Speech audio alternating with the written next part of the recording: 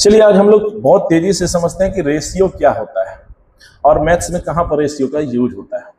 देखो, सबसे पहले ये जान लो कि दुनिया में कंपेयर है, यानी हम दो चीजों के बीच कंपैरिजन करते हैं। जैसे हाइट का हाइट से करते हैं, है ना, पैसा का पैसा से करते हैं। तो दो या दो से अधिक लोगों के बीच जब सेम क्वांटिटीज के बीच कंपेयर होता है तो वहीं पर यूज होता है रेशियो। अगर दुनिया में कंपैरिजन हम नहीं करें हाइट का हाइट से, पैसा का बुद्धि का बुद्धि से, इसका मतलब है दुनिया में रेशियो भी नहीं होता है। लेकिन यह वास्तव चीज है कि हम लोग दुनिया में कंपेरिजन करते हैं, और जब कंपेरिजन करते हैं तो वो काम करता है रेशियो।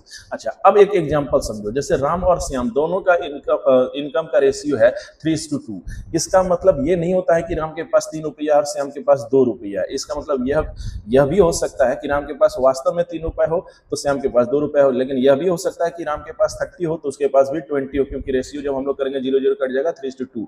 ये भी हो सकता है कि राम के पास 300 हो तो उसके पास भी 200 हो। रेशियो करेंगे 3:2 ही आना है ना। एक के पास 3 लाख हो सकता है तो दूसरे के पास 2 लाख। रेशियो हमेशा 3:2 है।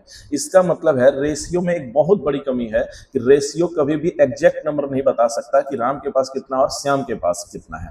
इसलिए कहा जाता है कि रेशियो का कोई यूनिट नहीं होता है। इसका मतलब है ना इसमें केजी होता है, ना मीटर होता है, ना सेंटीमीटर होता है। ये एक प्योर नंबर है और रेशियो सिर्फ यह बताता है कि कौन बड़ा है और कौन छोटा है या फिर दोनों बराबर है। रेशियो सिर्फ यही बताता है। अच्छा, रेशियो में जो लिमिटेशंस की बात करेंगे, रेशियो कभी भी एग्जैक्ट नंबर नहीं बता सकता। हाँ, एक बहुत इंपॉर्टेंट चीज आप गौर किए होंगे कि राम और श्याम का अगर रेशियो है 3:2 तो आप देखे होंगे कि राम में अगर 10 से मल्टीप्लाई किया गया 30 बनाने के लिए, 3 में 10 से मल्टीप्लाई किए तो श्याम वाला में भी 10 से मल्टीप्लाई किया तो 20 बना। अगर राम का 3000 बनाना था तो 1000 मल्टीप्लाई किए तो श्याम में भी 1000 ही मल्टीप्लाई होगा।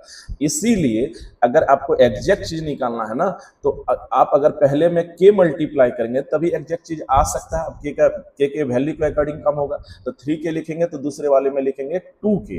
अगर समझ रहे हो बात, क्योंकि रेशियो तब ही हमारा 3:2 ही आना है। तो एक में अगर 3 के लिख रहे हैं तो दूसरे में 2 के लिखेंगे। तो अगर पहले में 3x लिख रहे हैं तो दूसरे में 2x लिखेंगे, तभी एग्जैक्ट चीज आ सकता है। x के अकॉर्डिंग दोनों का इनकम आ जाएगा। इसलिए याद रखिएगा कि रेशियो का यूज होता है कंपेयर करने में। रेशियो कभी भी एग्जैक्ट चीज नहीं बताता है। इसका मतलब राम का इनकम 3 रुपए और श्याम का इनकम 2 रुपए है, ऐसी कोई बात नहीं है।